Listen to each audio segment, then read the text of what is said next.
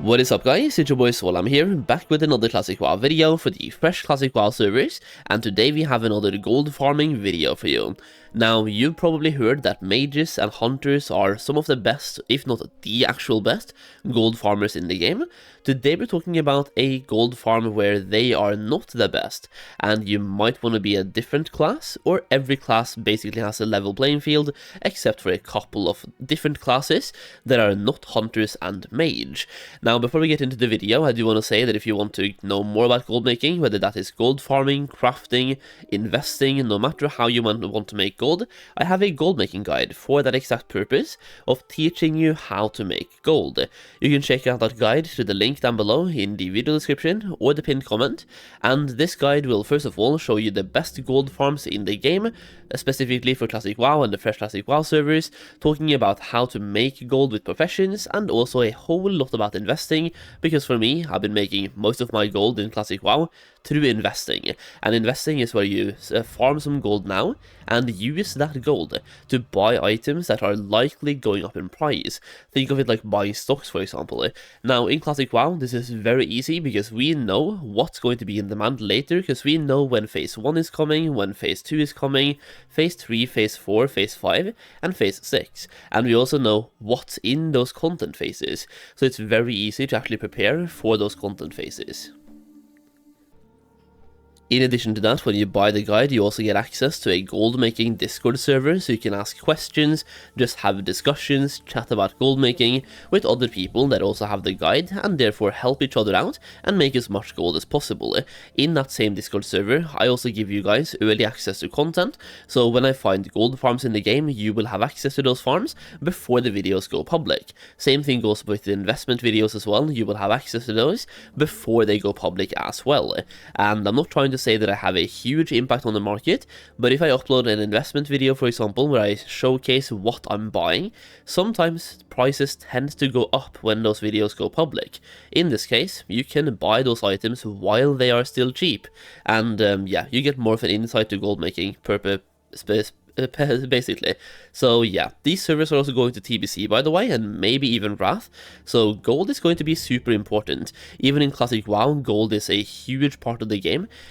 First of all, you need to have 90 gold for your mount at level 40, you need to have 50 gold to respec at level 40 or purchase dual talent, we also have 900 gold for the epic mount at level 60, and then you have consumes for raids. So once again, if you want to know more about making gold, check out the guide through the link down below, it directly supports me as well. So for today's video, we are talking about becoming in-game scuba divers and diving for pearls and also other treasures. This will basically be a 2-in-1 farm where you can farm in 2 different places and make a bunch of gold by literally swimming around and looting things. Now if you are high enough level, this is also a very passive farm where you don't have to be in combat at any point. There are some elites around this area that you really need to be aware of and know that they exist, but as long as you're high enough level, you don't have to interact with them at all. Like there's a level 36 murlocs, as you can see, and if you are around level 30 to 40, they do hit quite hard. I mean, if you're over their level, like if you're level 40 plus, this farm should be very easy for you, and you shouldn't pull them at all, because then you have a longer, or a smaller pull radius, right? And if you go at level 30, they will pull all over the place. So if you're level 40 plus, it should be very easy for you, and all you do is swim around and loot these giant clams. Now, why do you loot these giant clams? You get something called a blue pearl, and blue pearls, as you can see, has a region market value average of 1.5 gold, but the prices will be different in a fresh server. Now, these pearls are used in a quest, and as you can see here, this is where they drop. They are all hyper-focused in a very small area in Stranglethorn Vale, and we'll get back to that, could be why that could be very important, that they're hyper-focused in a small area, in just a little bit. Now you are farming for these, the blue pearls, as you can see, and they are used in a quest called Pearl Diving in Badlands.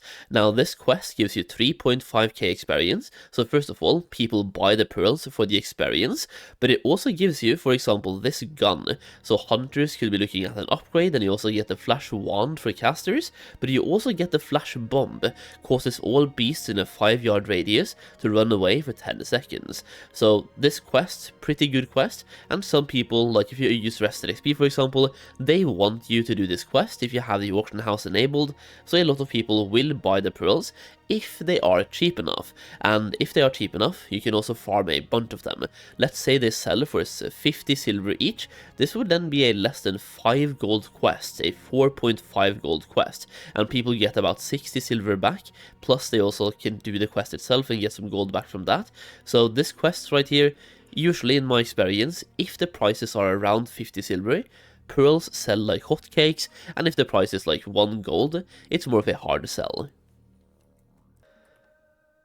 Now let's talk about why this farm is very good on a fresh server, because you can see here, it's all packed in a very short area, or a very small area, where you have a bunch of pearls all together. And even now in the background, in about 1 minute of swimming, I was able to pick up 4 giant pearls. Actually, we have 5 as well, so I can see another one over here. And the thing is, you can be more druids here, and you can choose 1 area each, and then you layer swap. At the moment, on the fresh servers, we have anywhere ranging from 4 layers per server to over 10. The PvP servers have a bunch of layers, so what you can do is farm all of the pearls that you can see, and then simply layer swap. And I'm telling you right now, you can easily get 50 to 100 pearls per hour, especially if you have the whole place to yourself.